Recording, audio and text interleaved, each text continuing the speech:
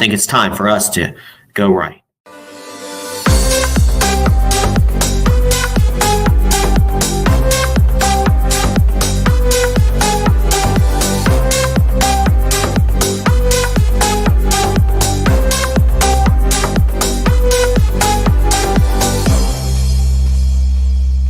Hi, I am Peter Boykin, a constitutionalist for liberty.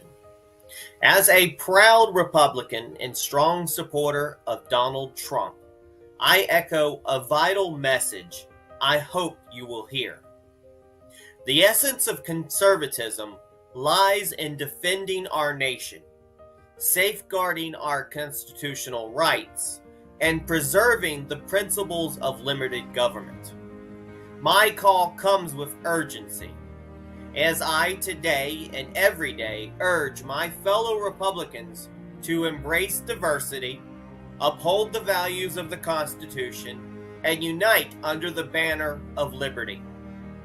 Today I have to deliver the hard-to-swallow, based, very bitter red pill of truths that so many refuse to handle. Call this a rant if you wish, but it comes from the shock of seeing that the our RNC, the GOP, is practically broke with only $11 million cash on hand.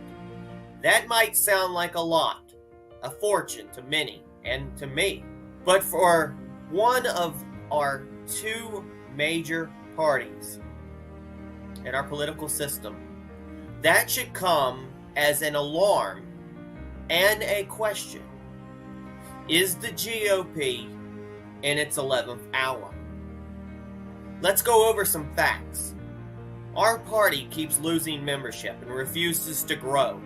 Instead, they do a great job, including in North Carolina, of making our local GOP clubs too cliquish and exclusive, thus rejecting any diversity. And you wonder why so many people run to be unaffiliated, especially in North Carolina. This is only one reason why our party is essentially broke. This is what happens when you have a party that rejected the people who support Donald Trump, rejected the moderate, the reach across the table for the sake of our citizens and getting things done, that are, quote, art of the deal Donald Trump offered to our GOP. A lifeline. There's nobody else, no other friend to call. And they definitely aren't playing 50-50 of our nation. So let's make a deal. But right now we're losing that deal. We're a party that let the Democrats get away with a corrupted election in 2020. Years of COVID BS and censorship, and let Joe Biden go for years before they went after his corruption that everyone knows about. Even though in 4 years, they impeached Donald Trump twice. He was acquitted twice. We could not even impeach Joe Biden once. And we start messing with him during the last minute of election year? Then to make it worse, the members of our party spent all of 2023, well, since 2020, going full steam backwards on social issues because everybody wants to be a social conservative.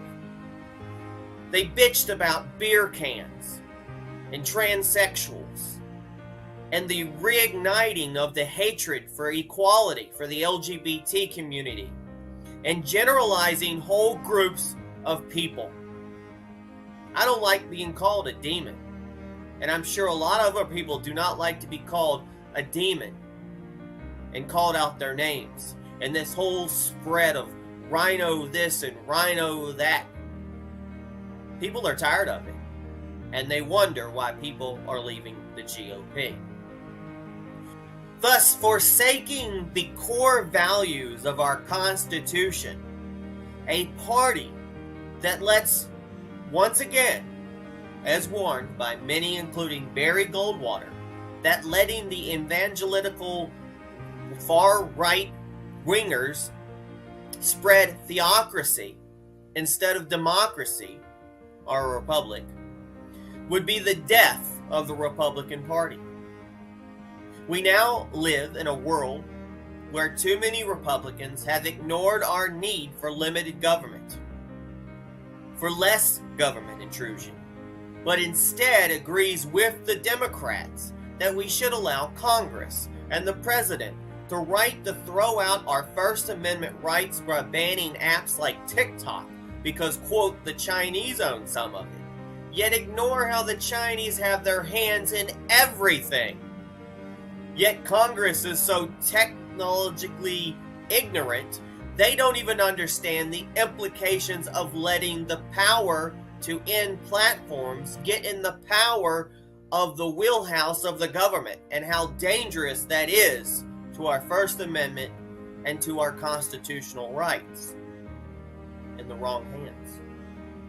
Meanwhile, we have political prisoners from J6 rot in jail and are tortured daily, and more are getting arrested every day here in 2024. Then while Hunter Biden doesn't attend his hearing, who should be found by the FBI and dragged in, you have Peter Navarro thrown in jail for refusing to testify. Oh, and for the ones that do end up testifying in a lot of whistleblowing cases, they end up suicided. Again, our government is willing to throw their own citizens in jail for protesting a corrupt election. Those mob fools want you gone so they can get back to the way things were. But I know the truth. There's no going back. You've changed things.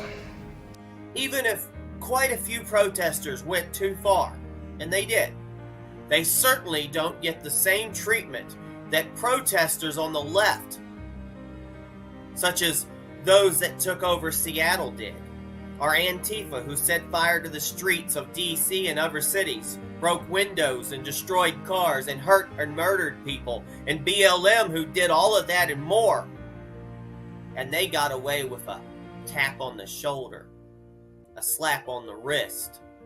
No one went after their leaders. There's no BLM committees. There's no Antifa committees. But let's go over the right-wingers because, oh my God, one day things got a little crazy. Meanwhile, this same corruption is allowing illegal aliens to pour through our borders, child trafficking, drug trafficking, crime, criminals, and terrorists into our country. But China, China on TikTok, oh my God, that's such a word.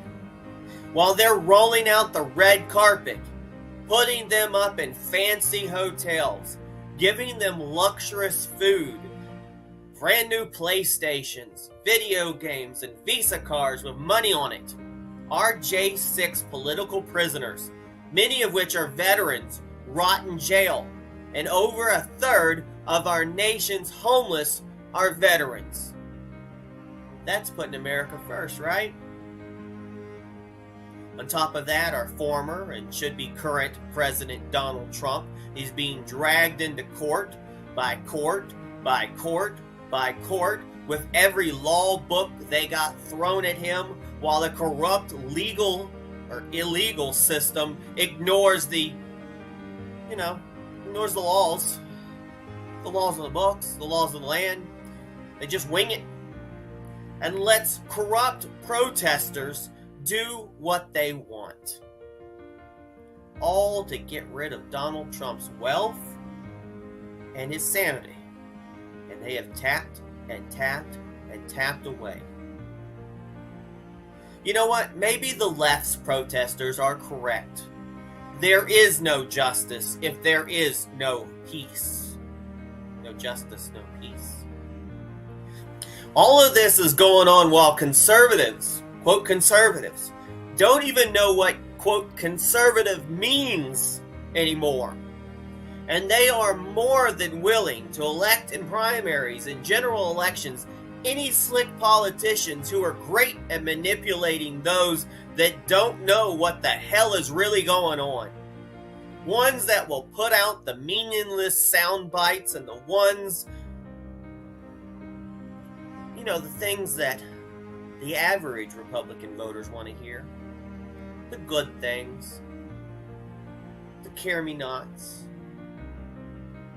Not the hard things that you really need to hear. But for a party that claims to not like the establishment, to reject the swamp, to want things like term limits, and the list goes on, they do. They do. And they fall for anyone quite the opposite. The hypocrisy. Why do you vote for people who are exactly against what you want?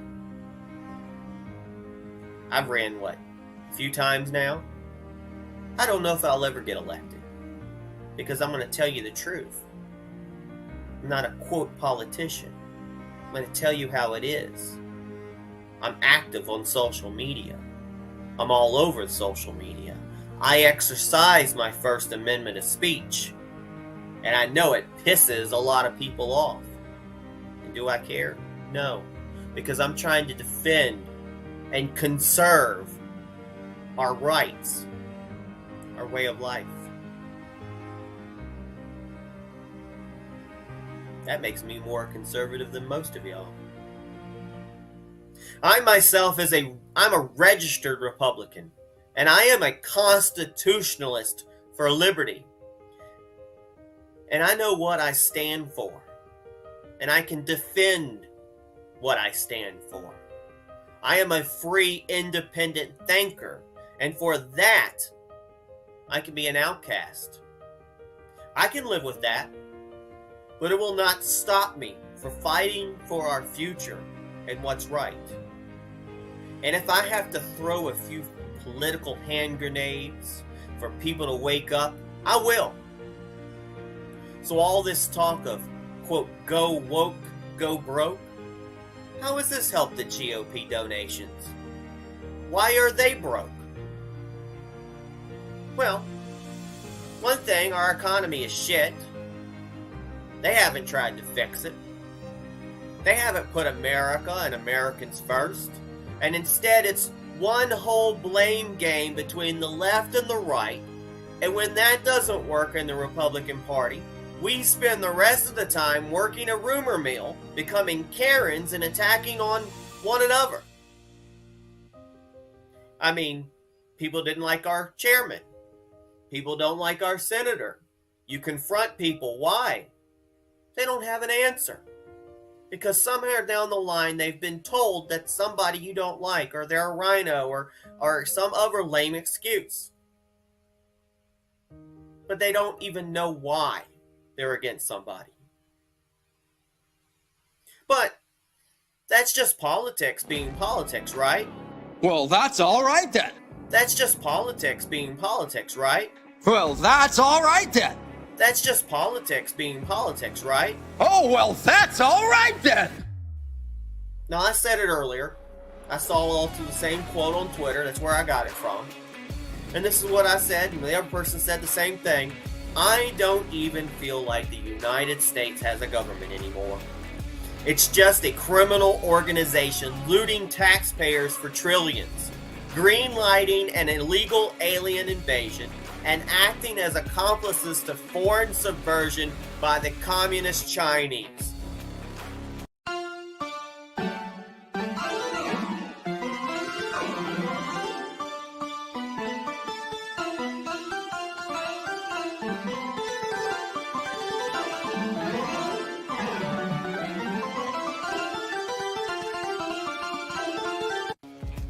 So I ask my fellow Americans, when are we going to be open-minded about things?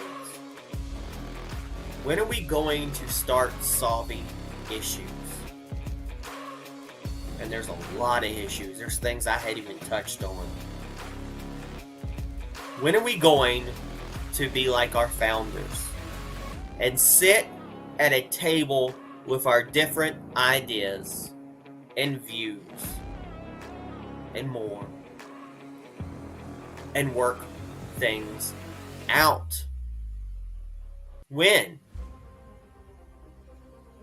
America will fail. Our great experiment will fail if we do not learn to compromise and give in to moderation as our guide. Now I'll leave you with a few quotes.